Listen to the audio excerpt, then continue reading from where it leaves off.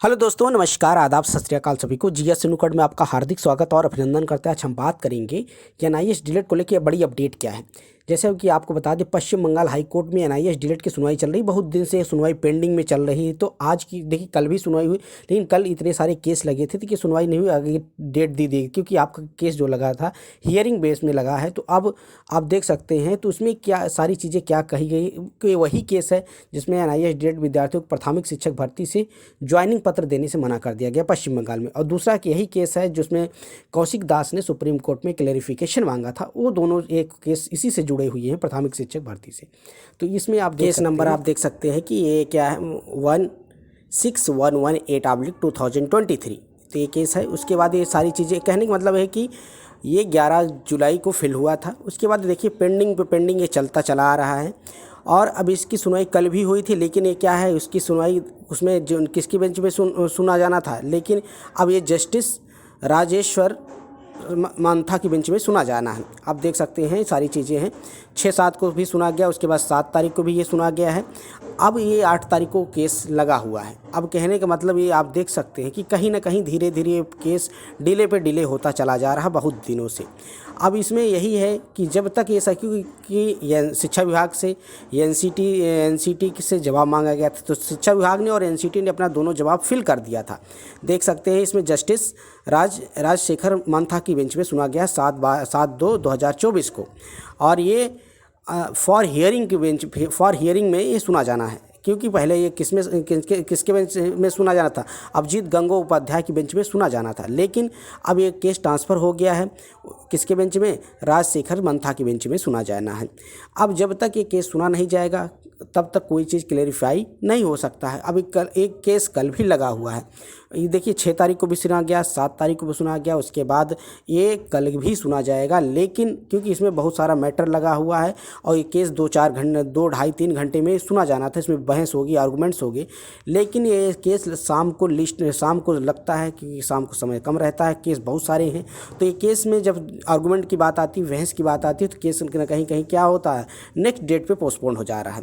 तो अब आज की डेट में बस इतना हुआ था कि केस लगा था और राजा मांथा की बेंच में सुना गया, लेकिन कोई जजमेंट अभी तक नहीं आया निकल के सामने कि क्या इसमें होना था। बस ये है कि इसमें ये सारी चीज़ें हुई थी कि आगे जो इसमें शिक्षा विभाग ने और एनसीटी ने जो अपने जवाब सबमिट किए थे, उस जवाब सबमिट हो गया, लेकिन इसका फाइनल जजमेंट होना था। जब तक फाइनल जजमेंट नहीं होगा, आप देखेंगे कि जब तक फाइनल जजमेंट नहीं होगा, ये सारी चीज़ें अभी तक ऐसे पेंडिंग में चलती रहेंगी। दूसरी चीज़ आपको समझ लेना है कि कौशिक दास वाला केस भी इसी से जुड़ा हुआ है, क्योंकि उन्होंने भी इसी चीज़ में लगाया था कि जब से प्राथमिक शिक्षक भर्ती से इनको बाहर किया गया था। लेकिन अब मुद्दा ये है कि जब तक यहाँ से इसकी फाइनल जजमेंट नहीं आएगा, आप देखेंगे पूरा फाइनल जजमेंट इनके पास नहीं आता, या फिर सुप्रीम कोर्ट से जब तक एनआईएस डीलेट को कहीं से राहत नहीं मिलेगी, तब तक एक केस में अभी तक कोई चीज़ें निकल के सामने नहीं आ पाएंगी। आप देख सकते हैं the high court of Kolkata, the appeal side of the original site roster in the department notification valid the contempt application modification and clarification taken in the up 3 PM 3 PM पे सुना जाना था। केस आप देखिए केस का number क्या था। अब जब केस के नंबर पे जाएंगे तो देखिए इतना लास्ट में ये केस लगा हुआ है। कल तो ये 385 पे लगा था, लेकिन आज ये 424 के नंबर पे लगा हुआ है केस है। इसी कारण से ये केस क्या हो रहा है, डिले होता जा रहा है। डिले मतलब ये है कि कुछ ना कुछ कहीं ना कहीं कमियां रह जाती हैं, जज आगे की डेट पोस्टपोन कर देते हैं और अभी तक कन्फर्मेशन नहीं आई है, क्योंकि कहीं ना कहीं से एनआईएस डीलेट विद्यार्थियों के साथ अभी बिल्कुल न्याय होते हुए नहीं दिख रहा है। वहाँ से भी आप चाहे बिहार से भी देख सकते हैं, बिहार में भी ये वही है और कोलकाता में भी वही है। कहीं ना कहीं से अगर विद्यार्थियों को अगर देखिए, आप देख सकते हैं 424 नंबर पे लगा हुआ है। मोहम्मद साबिर का केस ही है, देख सकते हैं। तो उन्हीं की केस को ये ऐसी हियरिंग्स होनी है, लेकिन जब तक हियरिंग नहीं हो जाती, कंप्लीट जजमेंट नहीं आ जाता है, तब तक एनआईएस डीलेट के विद्यार्थियों के समझ लीजिए कि न्याय ज़िंदगी अधर में लटकी हुई है। क्योंकि आपने देखा पश्चिम बंगाल सरकार ने भी साफ साफ इस चीज़ को कह दिया है कि हम इनको ज्वाइनिंग पत्र नहीं देंगे।